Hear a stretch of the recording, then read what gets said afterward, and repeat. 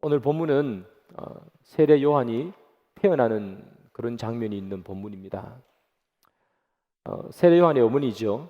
이 엘리사벳이라는 이 여인은 나이가 많았습니다. 그래서 본인조차도 내가 나이가 많기 때문에 아이를 낳을 수는 없다 생각했었습니다. 본인도 그렇게 생각했으니 주위에 있는 사람들도 다 이제 저 가정에는 아이가 태어나지 않겠구나 그렇게 생각을 했었습니다. 그런데 이 엘리사벳이라는 여인이 아이를 가지게 되었습니다. 그리고 시간이 흘러서 출산할 때가 되었습니다. 그러니 주위에 있는 사람들이 더 큰 축복을 하기 위해서 모였습니다.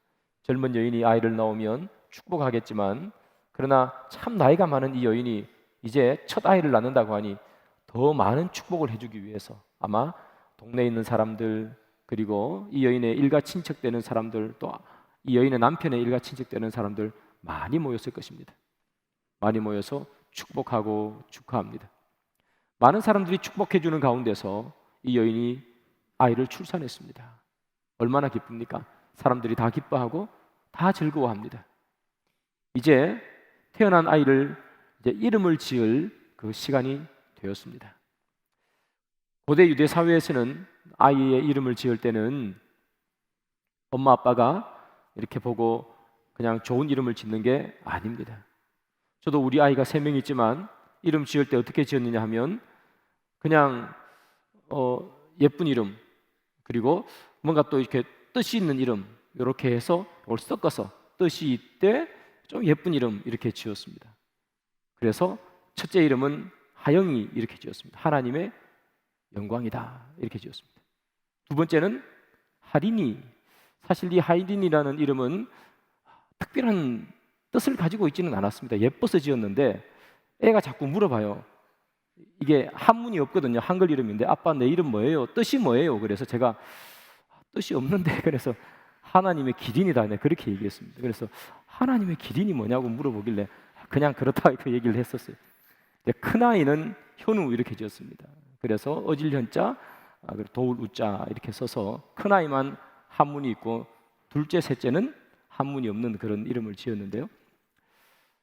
예전에 이 유대 사회에서는 아이의 이름을 지으면 그냥 짓는 게 아니라 아버지나 할아버지 그리고 친척들의 이름을 따와서 지었답니다. 그래서 모여있는 친척들이 이 엘리사벳에게 이름을 제안해요. 아이가 태어났으니까 당신의 집은 당신의 남편은 사가랴니까 이 아이의 이름도 아빠 이름을 따서 사가랴라고 짓자 그렇게 말한 겁니다. 그러니까 사가랴 주니어 이렇게 되겠죠. 사가랴라고 짓자 이렇게 말했습니다. 그래서 이 엘리사벳이 그 이야기를 듣고 나는 이 아이의 이름을 사가랴라고 짓지 않겠습니다 말합니다. 나는 이 아이의 이름을 요한이라고 짓겠습니다 그렇게 얘기했어요. 그러니까 그 이야기를 듣던 사람들이 조금 의아해했습니다. 왜냐하면 그 당시의 풍습이 아버지나 할아버지 또는 친척들의 이름을 따서 짓는데 이 사가랴 집안에는 요한이라는 이름을 쓰는 사람이 없었기 때문이에요. 그래서 모여있는 친척들이 요한이라는 이름은 우리 가문에 없는 이름인데 왜 이 요한이라고 이름을 짓는지 의아해했어요. 그러면서 아이의 아버지죠. 이 세례 요한의 아버지입니다. 사가랴에게 물어봅니다. 이때 사가랴는 말을 못하는 상황에 있었어요. 그래서 성경에 보면 몸짓으로 물어봤다 이렇게 기록합니다. 아마 말도 못하고 듣지도 못했던 것 같아요. 그래서 아이를 가리키고 이름을 가리키면서 이렇게 몸짓으로 물어봤겠죠. 그러니까 이 아이의 아버지인 사가랴도 이 아이의 이름을 어떻게 짓느냐? 서판을 주십시오. 서판을 가지고 왔습니다. 거기다가 이름을 쓰는 겁니다. 말은 못하니까. 그의 이름을 쓰는데 뭐라고 쓰느냐? 요한 이렇게 썼다는 거예요. 그러니까 주위에 있는 사람들이 다 놀랐어요. 왜냐하면 엄마도 아빠도 똑같은 이름을 말하는데 그 이름은 그 가문에는 쓰지 않는 이름이었기 때문입니다. 사랑하는 여러분, 왜 하나님께서는 이 가정에 아이를 주시기만 하면 될 것을 왜 이름까지 정해서 주시는 걸까? 아이의 이름을 짓는 것은 부모님의 어찌 보면 고유 권한일 텐데 하나님께서는 왜 이 가정에 개입하셔서 아이의 이름까지 하나님께서 지어주시는가? 하나님께서 왜 그것까지 간섭을 하시는가? 여러분, 하나님께서 사가랴 가문의 인생에 개입합니다. 그리고 태어날 이 아이를 이름을 주시되 요한이라고 하라고 말합니다. 요한이라는 이 이름은 사가랴 가문에는 쓰지 않는 이름이었습니다. 왜 하나님께서는 그 이름을 그 가정에게 주시는가? 그것은 이제 태어날 이 아이, 이제 태어난 아이겠죠? 태어난 이 아이는 아버지가 사가랴고 어머니가 엘리사벳입니다. 사가랴 가문에서 태어나지만 그러나 태어난 이 세례 요한은 사가랴의 뒤를 이을 아이가 아니기 때문입니다. 태어난 이 아이는 사가랴의 가문을 빛낼 아이로 자라서도 안 되기 때문입니다. 사가랴 가문에서 태어나지만 이 아이는 사가랴 가문을 위해서 움직이는 아이도 아니기 때문입니다. 이 아이는 사가랴 가문과 아무런 관계없는 일을 해야 되는 아이였습니다. 그래서 하나님께서는 사가랴 가문에 없는 이름을 주시는 겁니다. 하나님께서는 이 아이를 이 땅에 보내시면서 사가랴 가문이 아닌 주의 일을 하기 위해서 보냈고, 이 일은 이제 내가 이 아이를 통해서 할 일이 있느니라, 사가랴 가문을 번성케 하는 일이 아니라 내가 준 사역을 해야 되는 아이이니라 하는 그 예수 그리스도의 또 하나님의 의지가 이 아이의 이름을 하나님이 직접 주는 것으로 나타나는 거예요. 이 아이의 아버지죠, 이 사가랴는 말을 못했었습니다. 그래서 서판에다가 아이의 이름을 기록합니다. 요한이라고 씁니다.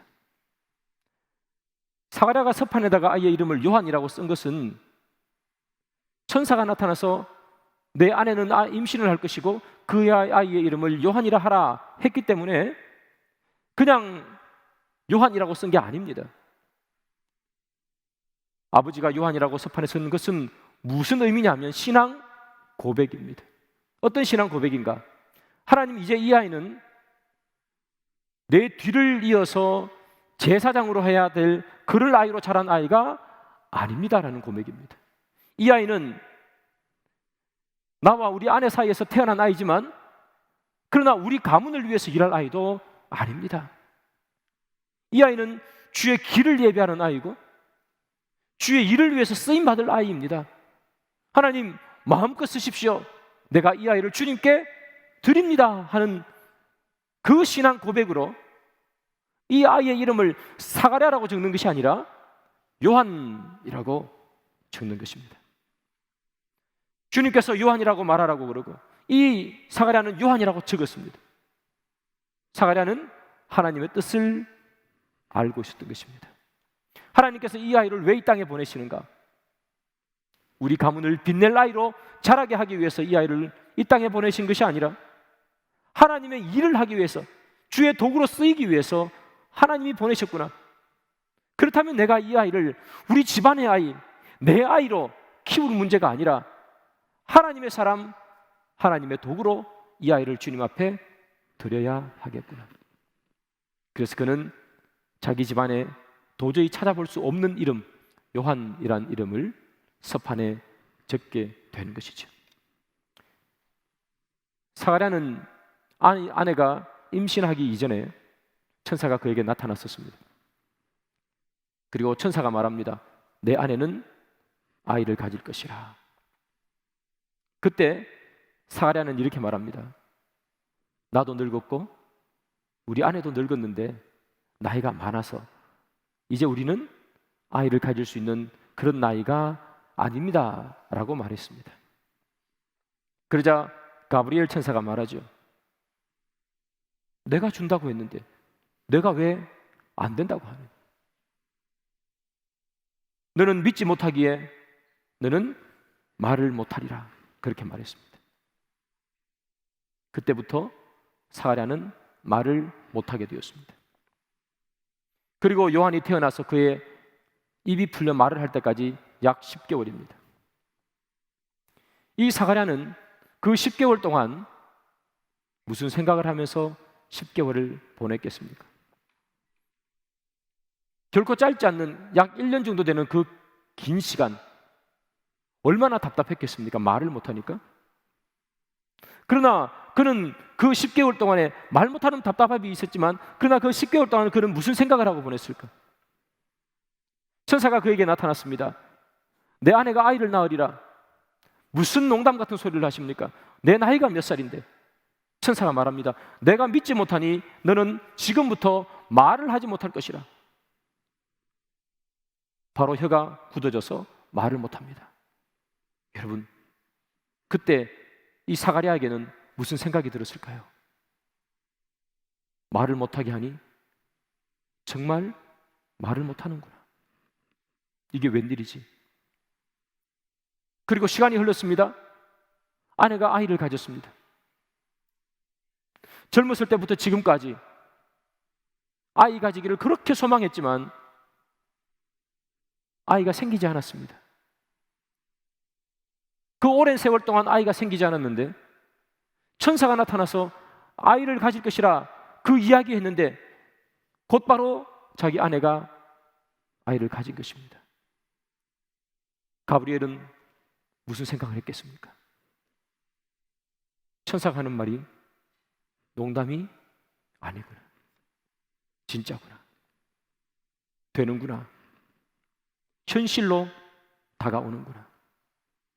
천사의 예언은 내 눈앞에서 실현되고 현실로 나타나는구나.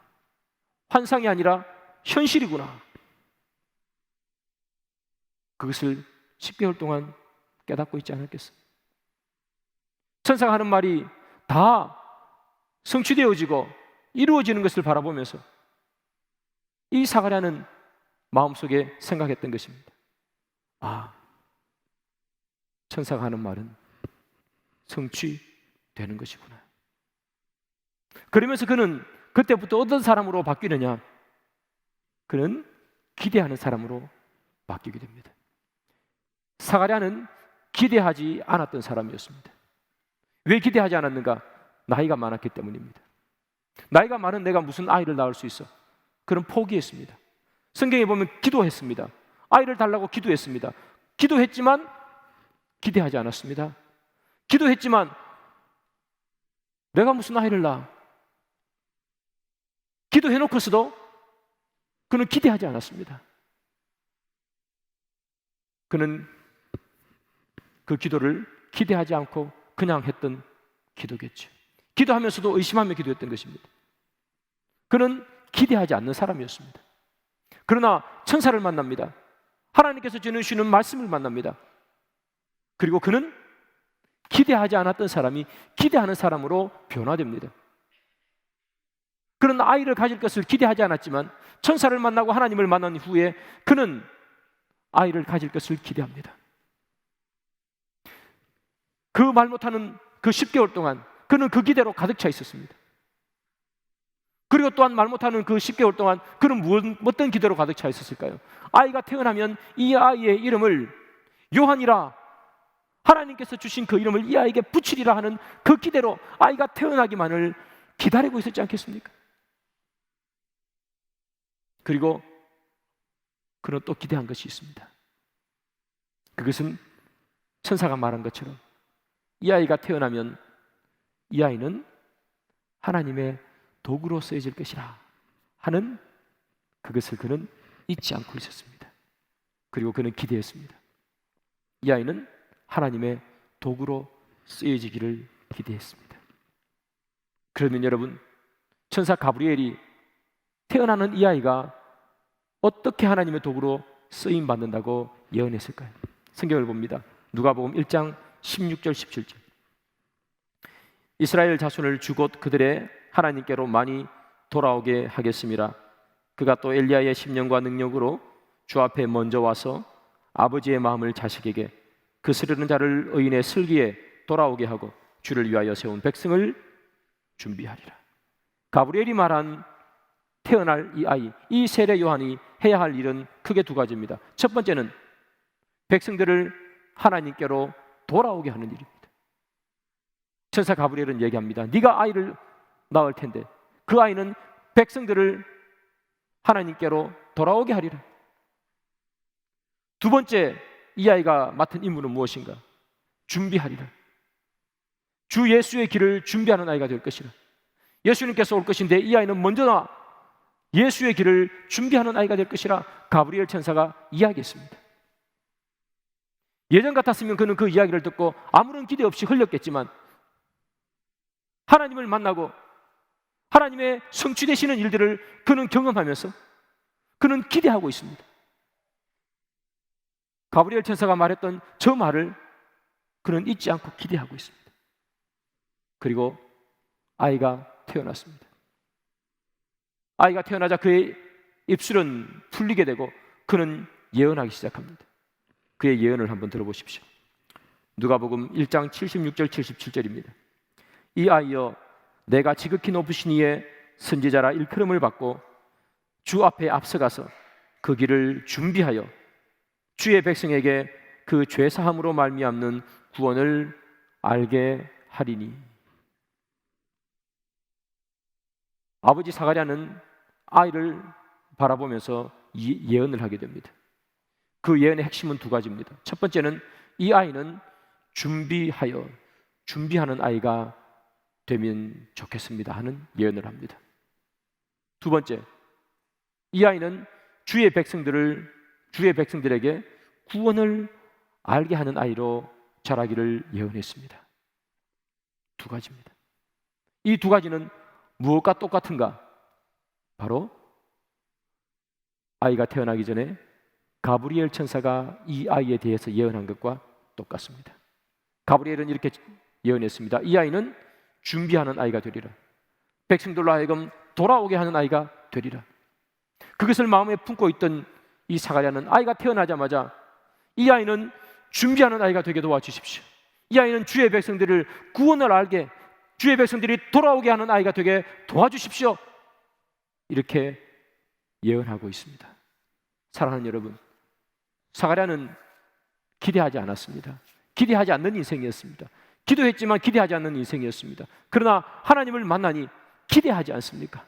아이가 태어날 것을 기대하고 이름을 붙여줄 것을 기대하고 이 아이가 어떻게 자랄 것이라 예언이 성취되기를 기대하며 아이가 태어났을 때에 그는 예언하고 있는 것입니다. 비록 그 10개월 동안 너무나 답답했지만, 너무나 힘들었지만 그 10개월은 그의 마음속에 기대로 가득 찬 10개월이었습니다. 그래서 이 사가랴가 혀가 풀렸을 때에 제일 먼저 한 것은 무엇이냐? 그는 찬송을 했습니다. 하나님께 찬송합니다. 오늘 본문 64절을 보면 찬송하니라고, 10개월 동안 말을 못하는 그 상황 속에서 이제 말을 하게 되면 우리는 화를 내고 짜증을 내지 않겠습니까? 왜 내가 10개월 동안 내가 무엇을 잘못했다고 내가 말을 못하는가? 그러나 이 사가랴는 이 10개월을 기대로 보냈습니다. 하나님께서 나에게 무슨 일을 하실까? 하나님은 이 아이를 통해서 어떤 일을 하실까? 그 기도로 가득 찼기 때문에 혀가 풀리자마자 그가 한 것은 찬송이었습니다. 사랑하는 여러분, 하나님을 제대로 만난 사람은 어떠한 역경과 어떠한 답답한 가운데서도 기대하는 인생을 살아갑니다. 사랑하는 여러분, 기대하시기를 바랍니다. 하나님을 만난 사람은 기대하며 기대 가운데서 소망을 품고 기대 가운데서 희망을 가지고 절망과 역경 가운데서도 기대함이 있기 때문에 딛고 일어서는 사람, 그 사람이 하나님을 제대로 만난 사람입니다.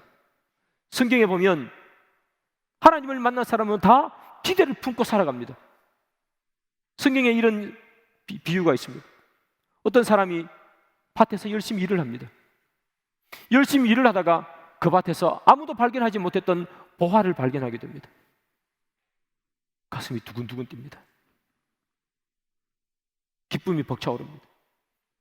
그 보화를 바라보고 있으면 너무나 기쁜 것이죠. 그리고 그 보화를 땅에다가 이렇게 다시 묻어둡니다. 그리고 집으로 돌아갑니다. 집으로 돌아가서 자기가 가지고 있는 재산을 다 팔아서 이 보화가 묻혀져 있는 이 땅을 사려고 집으로 돌아가는 것입니다.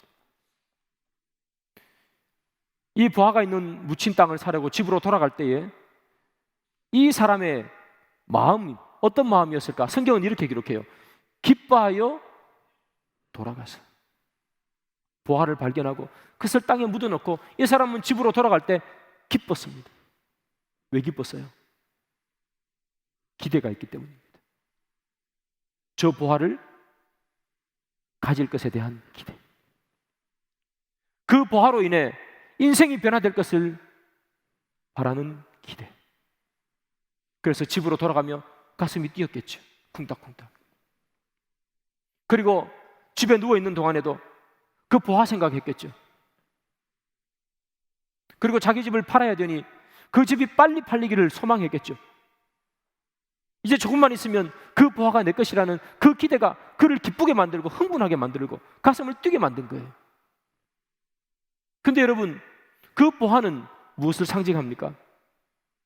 그 보화는 예수 그리스도를 상징하지 않습니까? 예수를 발견한 사람은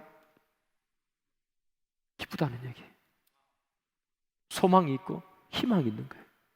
가슴이 뛰는 겁니다. 누가 혹시나 볼까 묻어놓고 그 누구도 이 보화를 가져가지 못하게 혼자 기쁨과 즐거움을 누리는 거예요. 예수를 만난 사람, 그 사람이 기뻐하는 기쁨을 이렇게 비유로 표시한 거겠죠. 예수를 만나면 사랑하는 여러분, 가슴이 뛰고 예수를 만나면 기대감이 생깁니다. 사랑하는 여러분, 여러분들은 이 땅을 살아가며 어떤 기대를 하고 살아가십니까? 여러분들은 예수님이 나의 보화라고 말하지 않습니까? 예수님은 나의 가장 귀한 보물이라고 우리는 그렇게 찬양하지 않습니까? 그 보물을 가지고 있는데 여러분들은 가슴이 뛰십니까? 여러분들은 예수라는 보화를 여러분들 가슴 속에 가지고 있는데 하루하루를 살아가면서 기대를 가지고 살아가십니까? 흥분이 있으십니까?